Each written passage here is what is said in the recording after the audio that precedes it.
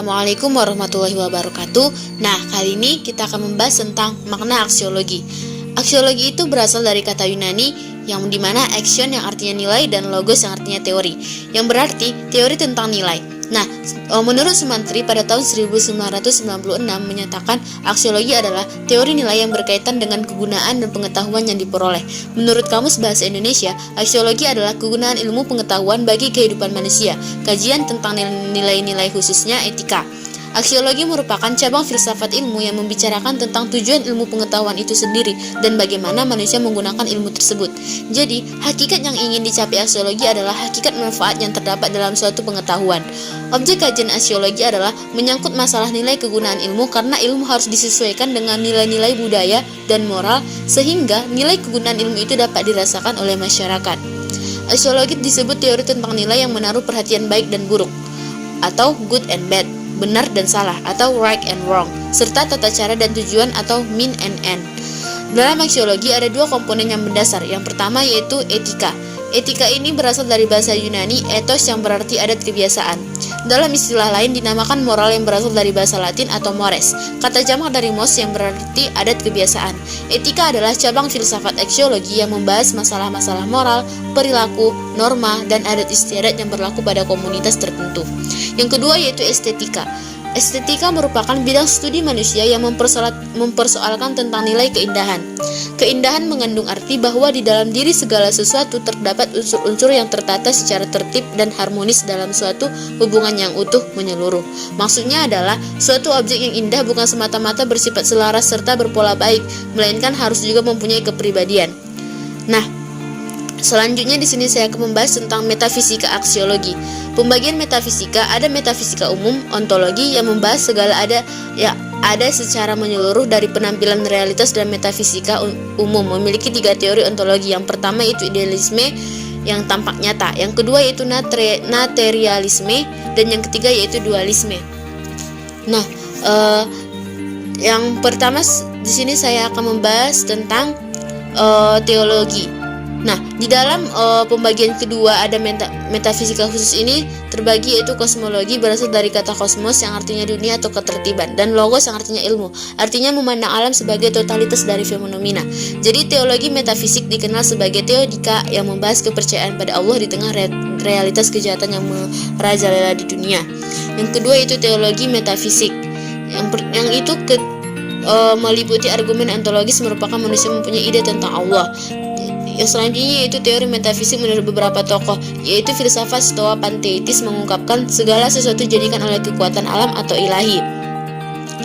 Nah, Spinoza melihat segala sesuatunya yang ada adalah Allah, sedangkan skeptisisme meragukan keberadaan Allah.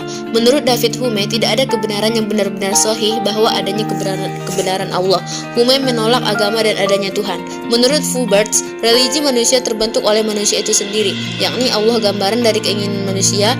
F. Nietzsche menyimpulkan bahwa Allah itu sudah mati karena Allah dalam Kristen adalah buruk. Allah dianggap lemah, dan menurut Sigmund Freud ada tiga fungsi Allah yang utama sebagai penguasa alam: agama, mendamaikan manusia dengan nasibnya mengerikan, dan Allah menjaga agar ketentuan budaya dilaksanakan. Selanjutnya yaitu landasan aksiologi. Landasan aksiologi adalah landasan mengenai cara bagaimana menggunakan ilmu pengetahuan yang secara epistemologi diperoleh atau disusun. Merupakan filsafat yang berkaitan dengan nilai seperti etika, estetika, atau agama. Secara historis, istilah yang lebih umum dipajai oleh etika atau ethics atau moral. Assalamualaikum warahmatullahi wabarakatuh. Kembali lagi bersama saya teman-teman Nur Fadilah Siregar. Di sini saya akan melanjutkan kembali dari materi saudari, yaitu di sini saya akan membahas tentang cabang dan kegunaan aksiologi. Aksiologi merupakan cabang filsafat ilmu yang mempertanyakan bagaimana manusia menggunakan ilmunya. Jadi yang ingin dicapai oleh aksiologi adalah hakikat dan manfaat yang terdapat dalam suatu pengetahuan. Aksiologi itu adalah teori nilai yang berkaitan dengan kegunaan dari pengetahuan yang diperoleh. Dengan aksiologi, kita mempelajari tentang apa guna dari ilmu pengetahuan yang didapatkan atau nilai-nilai yang kita peroleh dari sebuah ilmu pengetahuan. Seperti misalnya nilai-nilai yang terkandung dalam sebuah lukisan. Aksiologi juga merupakan cabang dari kajian filsafat yang berhubungan dengan etika dan estetika. Aksiologi juga merupakan salah satu cabang filsafat yang membicarakan tentang persoalan dan peran nilai dalam pengembangan ilmu pengetahuan dan teknologi ataupun iptek. Dalam aksiologi ada dua penilaian yang umum digunakan, yaitu etika dan estetika. Etika adalah cabang filsafat yang membahas secara kritis dan sistematis masalah-masalah moral. Kajian etika lebih fokus pada perilaku, norma, dan adat istiadat manusia. Dalam etika, nilai kebaikan dari tingkah laku manusia menjadi sentral persoalan.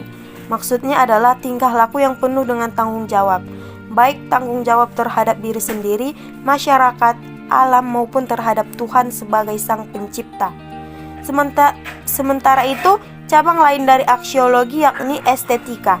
Estetika merupakan bidang studi manusia yang mempersoalkan tentang nilai keindahan. Keindahan mengandung arti bahwa di dalam diri segala sesuatu terdapat unsur-unsur yang tertata secara tertib dan harmonis dalam satu kesatuan hubungan yang utuh menyeluruh. Maksudnya adalah suatu objek yang indah bukan semata-mata bersifat selaras serta berpola baik, melainkan harus juga mempunyai kepribadian. Jadi, mengapa dalam filsafat peran aksiologi atau nilai sangat penting dalam kehidupan manusia? Jawabannya itu karena secara garis besar aksiologi ini telah mengajarkan nilai-nilai yang ada dalam kehidupan, yang berfungsi sebagai pengontrol sifat keilmuan manusia. Mungkin cukup sekian yang dapat kami sampaikan.